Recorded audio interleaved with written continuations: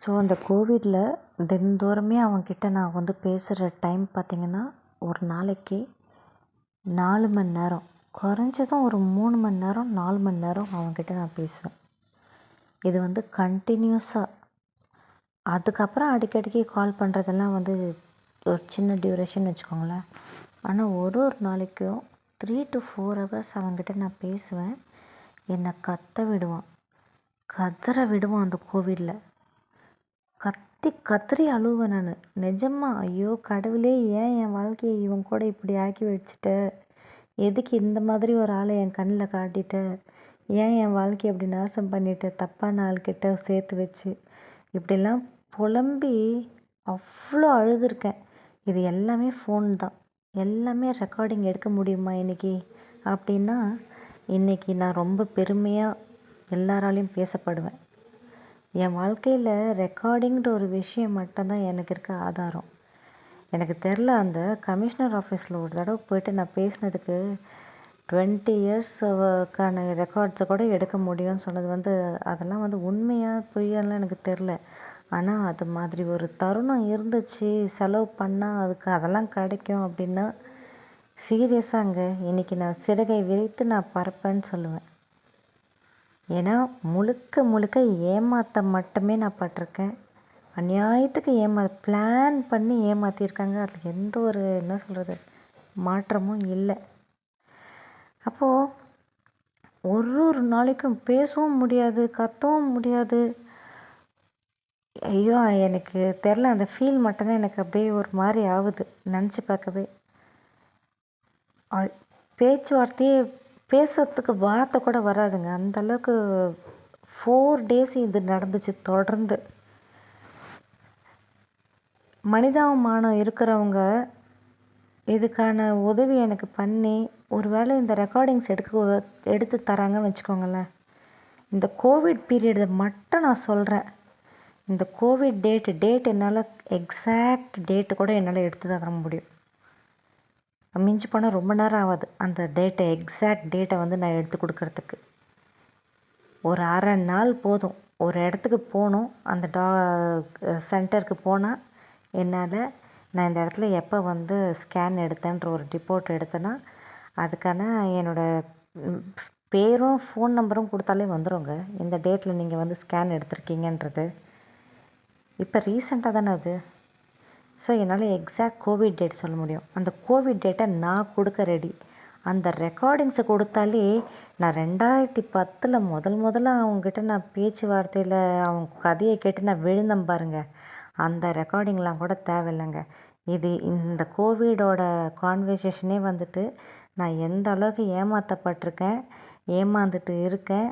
அது ஒரு accused character, பொண்ணுங்களோட அந்த என்ன சொல்கிறது அரிப்பெடுத்த கேரக்டரு அப்படிங்கிறதுக்கான எல்லா ப்ரூஃபும் அந்த இதுவே அந்த கான்வர்சேஷன் 4 daysக்கான கோவிடில் ஒரு ஆள் ஈவன் இறக்கம் இல்லாமல், மனித நேயம் இல்லாமல், ஒரு அடுத்த வேளை சோறு கதையை வச்சு ஒரு பொண்ணை நம்மளை ஏமாற்றி நம்ம ட்ராப் பண்ணி நம்ம குடும்ப கஷ்டத்தை தீர்த்துக்கிட்டோம், நம்ம சொந்த கஷ்டத்தை தீர்த்துக்கிட்டோம், நம்ம ஸ்டேபிள் ஆகிறதுக்கு யூஸ் பண்ணிக்கிட்டோம். இதுக்கான இது எல்லாமே அந்த 4 days ஆஃப் கான்வர்சேஷனே வந்து சொல்லிடும். ஓகேங்களா? ரீசன்ட் ரெக்கார்டிங் அது ஈஸியாக கிடச்சிரும். அந்த ஃபோன் நம்பரும் இன்னும் மாற்றலையே. ஸோ ஃபோன் நம்பர் இது இல்லை, ஆக்சுவலாக வேற ஒரு ஃபோன் நம்பரு. பட் ஆனால் அந்த ஃபோன் நம்பரையும் எடுக்கலாம், ஒன்றும் பிரச்சனை இல்லை. அதை எடுத்தானா இந்த ரெக்கார்டிங் எடுக்க முடிஞ்சிச்சுன்னா, நான் வந்து யாருக்குமே எதுவுமே ப்ரூஃப் பண்ண வேண்டிய அவசியமே இல்லை. ஸோ 4 days தொடர்ந்து இது மாதிரி அழுது அழுது அழுது 4வது நாள் தான் ஓகேவா, 4th day ஆஃப்டர்நூன் போல் எனக்கு இதுக்கு மேலே முடியலங்க. ஒரு நாளைக்கும் எனக்கு என்னென்னா டெத் ஆகிற மாதிரி ஒரு ஃபீல் வந்துருச்சு. நான் சாகிற மாதிரி ஒரு ஃபீல் வந்துருச்சு. ஸோ 4வது நாள் டிசைட் பண்ணிட்டேன், இதுக்கு மேலே பேசினா வேலைக்கே ஆகாது. இவன் இப்படியே தான் நம்மளை கதற விடுறான், நம்மளை வந்து கத்த விடுறான், அது ஆக்சுவலாக என் பையன்கிட்ட பேசும்போது கூட என்னால் பேச முடியாது. வீட்டில் மெதுவாக தான் பேசுவேன். ஆனால் இவன்கிட்ட நான் ஃபோன் பண்ணிட்டனாலே அவன் அவன் பேச ஆரம்பிச்சிட்டாலே கோவம் தானாக வரும். சத்தம் வந்து நம்மளையும் மீறி வரும். என்னையே அறியாமல் அந்த சத்தம், கதறல், அந்த அது வேறு மாதிரி ஒரு மாதிரியான லைஃப் அது. ரொம்ப ஒரு மாதிரி இப்போ நினச்சா கூட ஒரு மாதிரி உதறுது கையெல்லாம். அந்த மாதிரி நம்மளை ட்ரீட் பண்ணியாச்சு. அப்போ 4th டே வந்து நான் டிசைட் பண்ணிட்டேன், இதுக்கு மேலே பேசுகிறதுக்கு நம்மளுக்கு செட்டே இல்லை. எனக்கு ஏதோ ஒரு பக்கம் புரியுது, இவன் நம்மளை வந்து இது மாதிரி தினந்தோறும் கத்த வைக்கிறது எதுக்குன்னா, சிவியர் ஆகி செத்து போயிட்டோம், செத்துட்டா ஒரேடியாக ப்ராப்ளம் முடிஞ்சிடும், வேறு எதனா ஒரு கதை காமிச்சு டெத்தை வந்து அப்படியே க்ளோஸ் பண்ணிடலாம், அந்த மாதிரி ஒரு தாட்டில் அவன் இருந்திருக்கான். எனக்கு ஃபீல் ஆச்சு. அப்போ அந்த டைமில் எனக்கு அது ஃபீல் ஆனது. அப்போ நான் டிசைட் பண்ணிட்டேன், சரி இது வேலைக்காகாது, போலீஸ் ஸ்டேஷன் கால் பண்ணிட்டேன். அதாவது இது டோல் நம்பர் இந்த 100, ஓகேங்களா, அதுக்கு கால் பண்ணிவிட்டு ஒரு விமன் எடுத்துகிட்டு சொல்லுங்கள் அப்படின்னா, அப்புறம் நான் எக்ஸ்பிளைன் பண்ணேன். சரிங்க, உங்கள் பக்கத்தில் என்ன ஸ்டேஷன் வருது அப்படின்னாங்க. நான் சொன்னேன், இது மாதிரி இங்கே ஸ்டேஷன் இருக்குது. ஓகே, உங்களுக்கு வந்துட்டு ஆவடி போலீஸ் ஸ்டேஷன்லேருந்து உங்களுக்கு வந்து கால் வரும் அப்படின்னாங்க. நானும் சரின்னு சொன்னேன். அவங்க சொன்ன மாதிரியே எனக்கு அடுத்த ஒரு 5 நிமிஷத்தில் எனக்கு ஒரு ஃபோன் கால் வருது. 5 நிமிஷம் கூட இருக்காதுன்னு நினைக்கிறேன். ஆமாம், அதான் மேக்ஸிமம் அவ்வளோதான். ஒரு ஃபோன் கால் ஒன்று வருது. சொல்லுமா அப்படின்னு. நீங்கள் யார் சார்? நான் நடராஜன் பேசுகிறேன். அது வந்து நான் இன்றைக்கு வரையும் ஒரு மிராக்கலாக உணர்றேங்க. அந்த ஆவடி மார்க்கெட் போலீஸ் ஸ்டேஷன்லேருந்து நடராஜன் கூப்பிடுறேன் அப்படின்னு சொல்லி ஒரு ஃபோன் வந்துச்சு பார்த்தீங்களா, இப்போ வரைக்கும் நான் அது ஒரு மிராக்கல். நான் அந்த சிவனுக்கு வழிபாடு பண்ணிகிட்டு இருந்தேன் பார்த்தீங்களா, 48 நாள் மண்டலம், அவரே வந்து அந்த சிவபெருமானே வந்த மாதிரி தான் நான் இன்றைக்கு வரையும். இது வந்து நம்பிக்கை, இறை நம்பிக்கை இல்லாதவங்க சிரிப்பாங்க இப்போ நான் அந்த சொல்கிற ஸ்டேட்மெண்ட்டுக்கு, ஓகேங்களா, சிரிப்பாங்க, மென்டல் என்ன வேணால் சொல்லிக்கலாம். ஆனால் அது இருக்கிறவங்களுக்கு மட்டும்தான் சில விஷயங்கள்லாம் நடக்கும், நடந்துட்டு தான் இருந்துச்சு. அப்போது நடராஜன் ஏன் சொல்கிறேன்னா, நான் அதுக்கப்புறமேட்டு அந்த ஸ்டேஷனில் போயிட்டு அவருக்கு நன்றி சொல்லணும்னு சொல்லிட்டு, அவர் வந்து என்ன சொன்னார், மார்க்கெட் ஸ்டேஷன் ஆவடி மார்க்கெட் ஸ்டேஷன்லேருந்து கால் பண்ணுறேன்னு சொன்னார். ஆவடி மார்க்கெட்டில் ஒரு ஸ்டேஷன் தான் இருக்குது, ஓகேங்களா. அப்போ நான் அங்கே நேரில் போயிட்டு அங்கே இருக்கிறவங்கக்கிட்ட நான் கேட்குறேன், இங்கே நடராஜன் சொல்லிட்டு ஒருத்தர் இருந்தார், எனக்கு அவர்கிட்டேருந்து ஃபோன் வந்துச்சு, நான் 9 வருஷமாக இருக்கேன், எனக்கு தெரியாமல் யார் அந்த நடராஜன்? இதுதான் அங்கே பெரிய புல்லரிப்பே. அதுக்கப்புறம் அடுத்தபடியாக ஆவடியில் எங்கே ஸ்டேஷன் இருக்குன்னா, கரெக்டாக அந்த இடத்துல வந்து ஒரு ஒரு 500 ரேடியஸ் 600 ரேடியஸில் ஒரு ஸ்டேஷன் ஒன்று இருக்குது, ஓகேங்களா. அந்த ஸ்டேஷனில் அது வந்து விமென்ஸ் தான் ஆக்சுவலாக, ஓகேங்களா. இருந்தாலும் அங்கே ஜென்ஸுங்கெலாம் வருவாங்க போவாங்க. அங்கேயும் கன்ஃபார்ம் பண்ணிச்சு, அப்படி யாருமே இல்லை. ஸோ ஆவடி சரௌண்டிங்லேருந்து யாருமே இல்லை நடராஜன் சொல்லிட்டு. இதுவும் அந்த கான்வர்சேஷனில் கிடச்சிச்சின்னு வச்சுக்கோங்களேன், ரொம்ப சந்தோஷமாக இருக்கும் அந்த ரெக்கார்டிங்கில் கிடச்சிச்சின்னா. ஏன்னா எனக்குமே எக்ஸைட்டடாக இருக்குது. நன்றி சொல்லலான்னு நம்ம போய் கேட்கும் போது அப்படி ஒரு ஆளே இல்லைன்னு சொல்கிறது ஒரு பெரிய அதிசயம். நடராஜன் பேசுகிறேன் அப்படின்னு. அப்புறமேட்டா சொன்னேன், பாதியிலே நிறுத்திட்டார். ஃபோனை வைமா, நீ நம்பரை மட்டும் அமுச்சிட்டு நீ ஃபோனை வச்சிரு, நீ போய் இப்போ என்ன சொன்னார், நீ நம்பரை மட்டும் கொடுங்க, நீங்கள் ஃபோனை வச்சுருங்க, அப்படின்னு உடம்பு பார்த்துக்கோங்க அப்படின்னு சொல்லிவிட்டு கட் பண்ணியாச்சு. நம்பரை நான் கொடுத்துட்டேன். நம்பரை கொடுத்துட்டேன்னா என்ன பேசுனாங்க ஏது பேசுனாங்கன்னெலாம் எனக்கு தெரில. நான் திருப்பி கால் பண்ணால் அவர் எடுக்கலை. எனக்கு அப்புறம் கஷ்டமாக போயிடுச்சு. எல்லோரும் அதுதான் கைவிட்டாச்சு. நான் திருப்பி கால் பண்ணுறேன் அவர் நம்பருக்கே. அவர் மொபைல் நம்பர் தான் எனக்கு வந்தது. எனக்கு ஃபோன் கால் வந்தது வந்து மொபைல் நம்பர் தான் 900 வந்துச்சு. அதுக்கப்புறம் தெரில 903 900 இதில் வந்தது. திருப்பி நான் கால் பண்ணுறேன், அவர் எடுக்கலை. கம்முன்னு அழுதுட்டு அவ்வளோதான் அவ்வளோதான் அவ்வளோதான், எப்பவுமே வழக்கமாக நடக்கிறது தான். தப்பு பண்ணுறவனுக்கு எப்பவுமே வந்து ஒரு ஒரு என்ன சொல்கிறது, ஒரு தப்பு பண்ணுறவனுக்கு ஒரு ஊக்கமும் ஒரு ஒரு என்ன சொல்கிறது, ஒரு எஸ்கேப் ஆகிறதுக்கு ஒரு இதுவும் கிடைச்சிரும். ஆனால் அனுபவிக்கிறவங்களுக்கு தண்டனை, தப்பே பண்ணாததை அனுபவிக்கிறவங்களுக்கு மேலும் மேலும் கஷ்டம் சோதனை தான்ற ஒரு ஒரு கான்செப்ட் இருக்குல்ல, நிறைய நம்ம பார்த்துட்ருக்கோம்ல, அதுதான் நம்மளுக்கு நடக்குது அப்படின்னு நினச்சிக்கிட்டேன். அழுதுட்டேன். என் பையன் மூஞ்சியே பார்த்து அதுக்கு என்ன பேசுறதுன்னு கூட தெரில. ஆனால் எல்லாமே புரியுது. ஆனால் ஒரு மாதிரி சோர்ந்து போய் பார்க்குறான் முகத்தையே.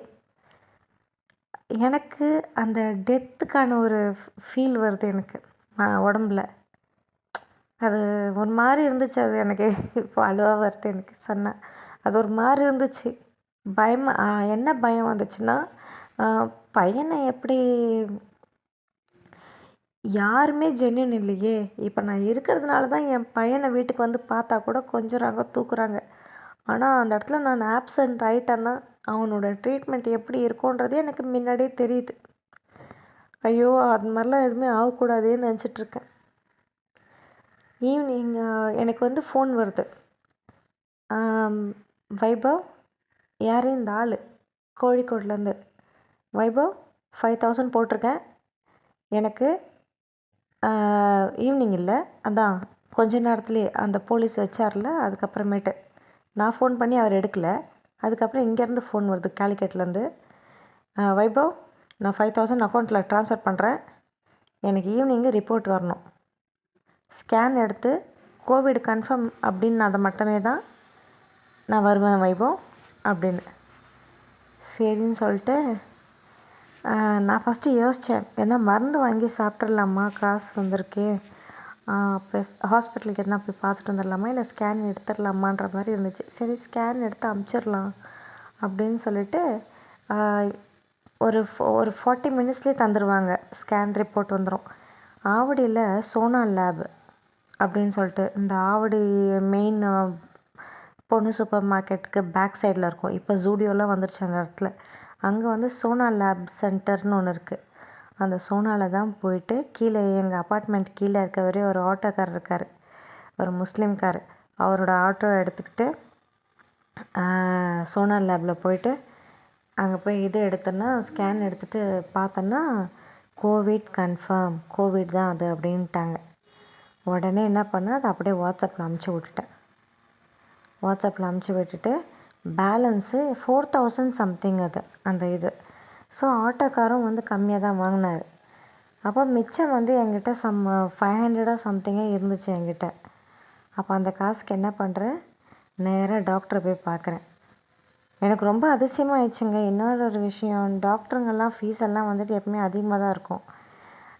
ஒரு லேடி டாக்டர், ஓகேங்களா, எந்த நேரமும் ஓம் நம சிவாய நம சிவாயின்னு சொல்லிகிட்டே இருப்பாங்க. இங்கே அவங்கள அப்போ தான் ஃபஸ்ட் டைமே பார்க்குறேன்.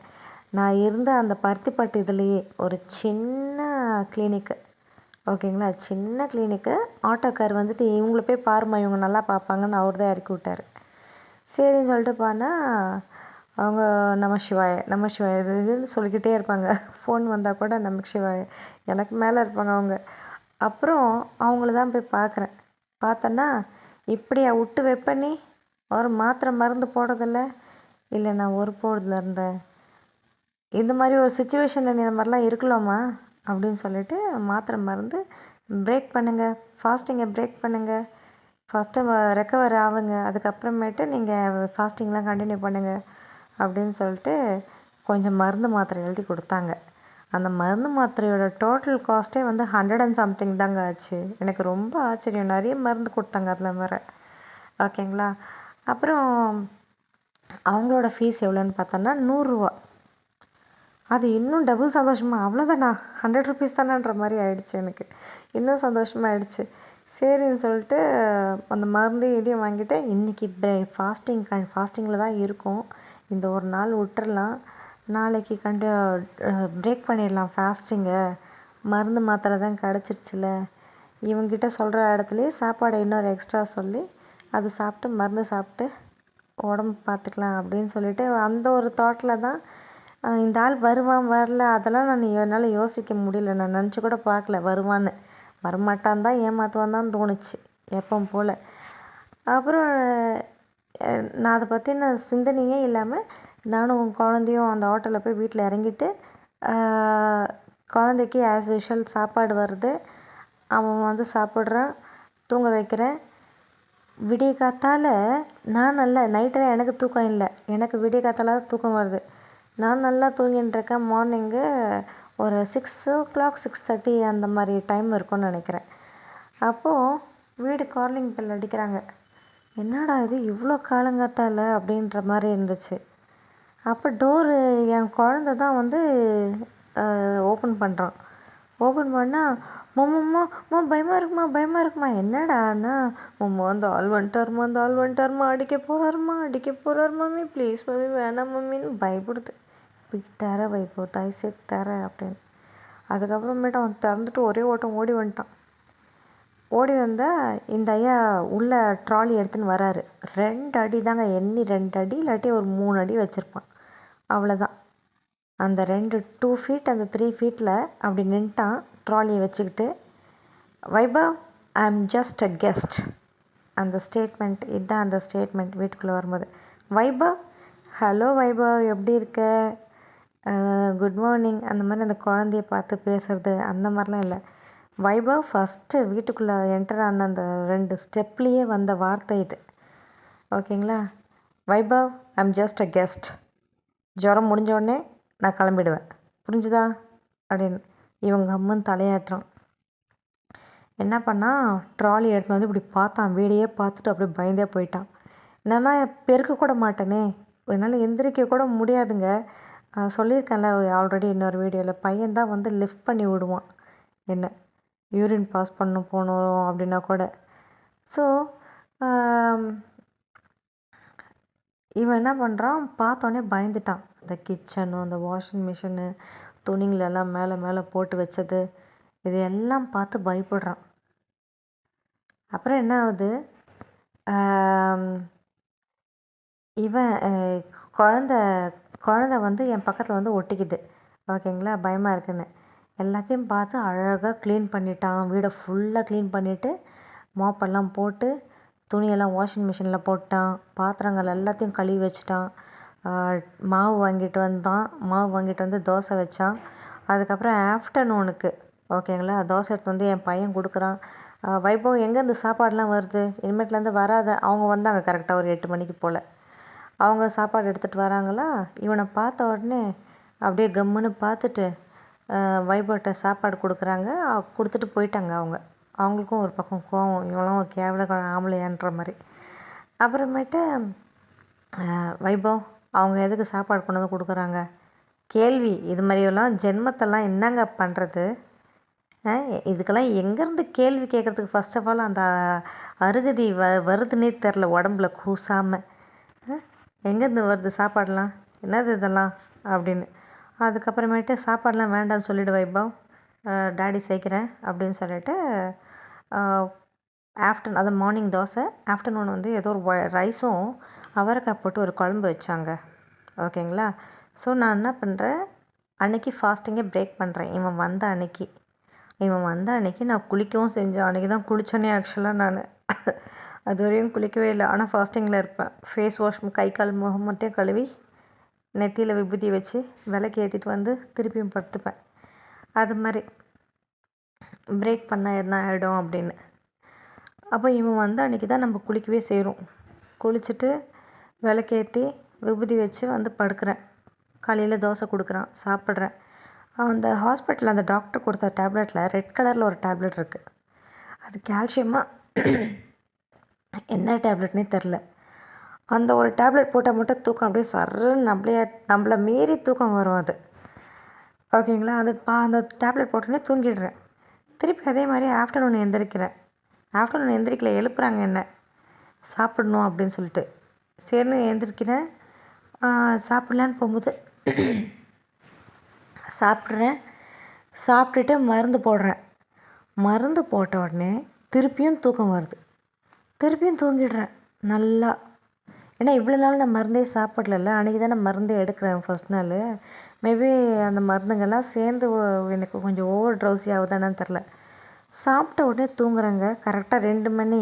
இந்த டைமை பார்த்துக்கோங்க. நான் சாப்பிட்டு முடித்து மருந்து போட்டு படுக்கிற நேரம் வந்து 2. கரெக்டாக 2லேருந்து 2:30 தாங்க. வித்தின் ½ an hour நடந்த ஒரு செயல் தான் இப்போ நான் சொல்ல போகிறேன். படுத்த உடனே என்ன ஆகுது, காது நிறைய சத்தம். தூங்கிட்டேன். ஆழ்ந்த தூக்கம். ஒரு 2-3 மினிட்ஸ் தான். செம்ம டீப் ஸ்லீப்பு. ஓகேங்களா. யாரா காதில் கத்துனா கூட எனக்கு கேட்காது. அது மாதிரி ஒரு எந்த அந்த லெவலுக்கு ஸ்லீப்பில் போய்ட்டு என் பையன் வந்து வெளியில் யூடியூப் பார்த்து உட்காந்துட்ருக்கான் டிவியில். அப்போது என்னது 2 ஆர்ச் மாதிரி வருது. எப்படின்னா பச்சை கலரு, கீழே வந்து மஞ்சள் கலரு, வெறும் ஒரு புகை மாதிரி தாங்க இருக்குது. புகை வந்து ஆர்ச் ஃபார்மில் இருந்தால் எப்படி இருக்கும், அப்படி அந்த ஸ்மோக் வந்து ஆர்ச் மாதிரி இருந்தால் எப்படி இருக்கும், அது மாதிரி க்ரீன், அதுக்கு கீழே அப்படியே எல்லோ ஆர்ச், 2 ஆர்ச் தான் ஃபுல்லாக புகை மாதிரி தான் இருக்குது. அப்போது அந்த ஆர்ச் தெரியுது கண்ணில். காது நிறைய சத்தம்.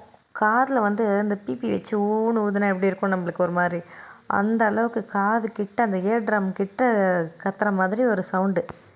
என்னென்னு, நான் மாரியம்மா வந்திருக்கேன், உன் முடியை கொடு, உன் குறைகளை தீர்க்குறேன் அப்படின்னு சொல்லிட்டு.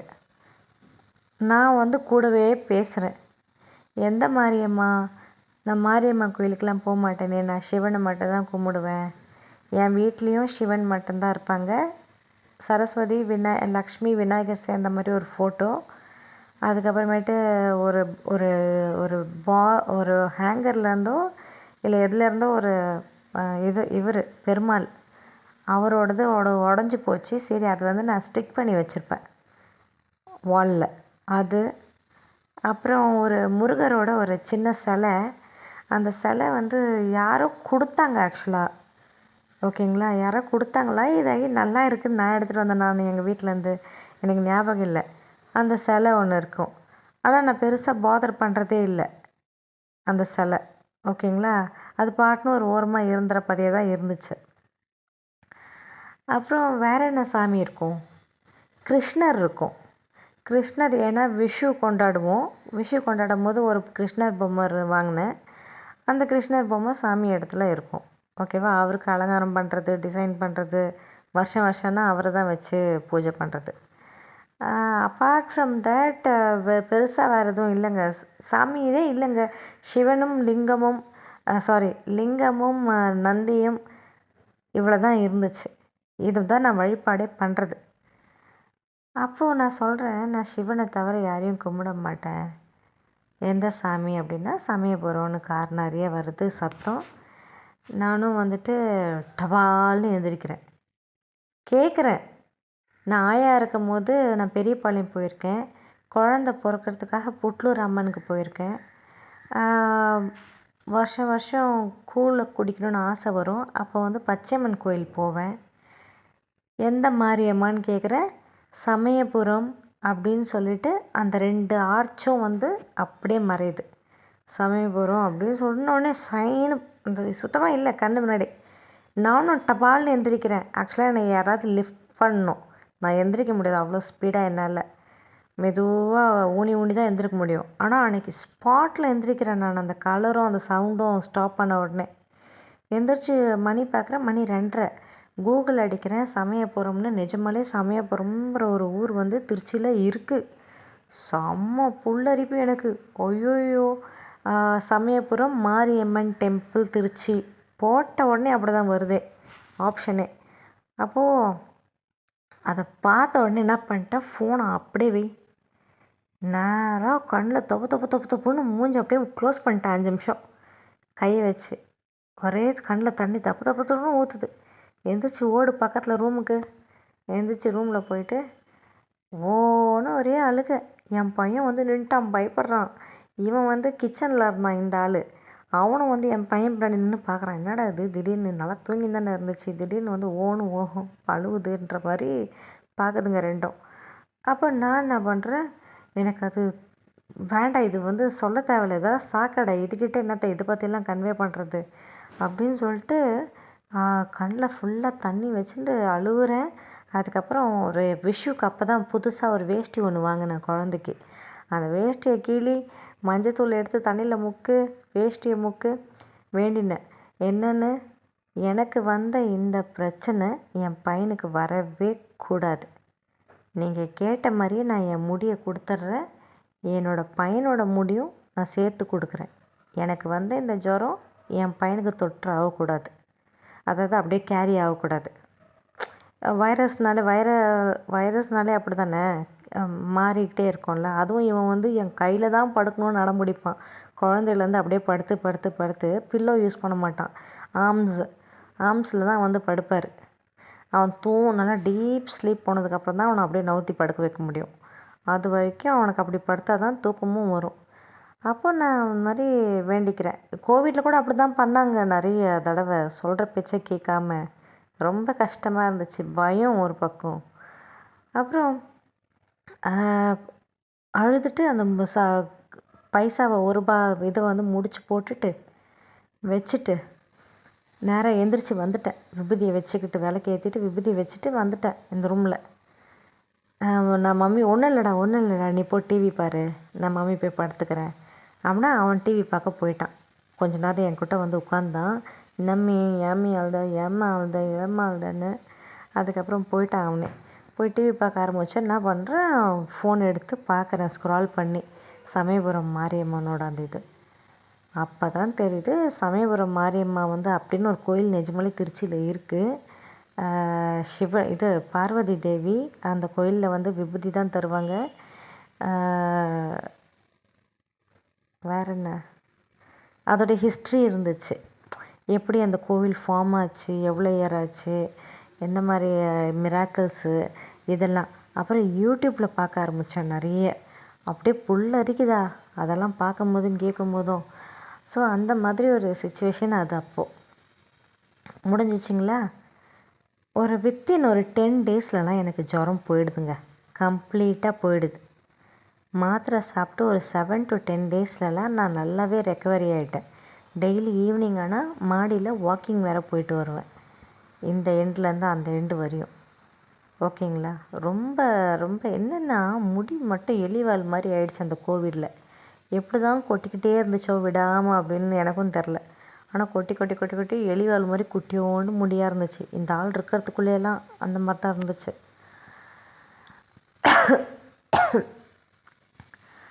அப்புறம் என்ன ஆகுது, அதான் வேண்டின்ட்டேன்னா வேண்டி அந்த முடிச்சு போட்டு கட்டியாச்சா. 10 நாள்லேயே 12 நாள்லேயே ரெக்கவரி ஆகுதா. இவன் இந்த வீட்டுக்கு வந்ததுக்கும் இவனோட பர்த்டே வந்து அந்த வீட்டில் தான் வருது. மே 30 அவனுக்கு பர்த்டேங்க. ஓகேங்களா. மே 30 வந்து அந்த பொறுக்கிக்கு பர்த்டே. அப்போது நானும் என் பையனும் வந்துட்டு ஹாலில் படுத்துட்ருக்கோம். கரண்ட் போயிடுச்சு. ஓகேங்களா. காற்று வரலன்னு பையன் குழந்த நொய் நொய் நொய்ந்து சரின்னு சொல்லிட்டு ரொம்ப பீக் சம்மரில் அடிக்கடி கரண்ட்டு கட் பண்ணிவிடுவானுங்க.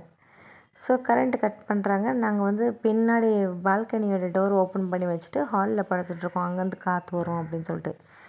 இந்த ஆள் என்ன பண்ணுறான், சாமி ரூம் இருக்குது பார்த்தீங்களா, அந்த சாமி ரூமில் போய் தனியாக ஒரு இது பாய் போட்டு பில்லோ வச்சு அங்கே படுத்துட்ருக்கான்.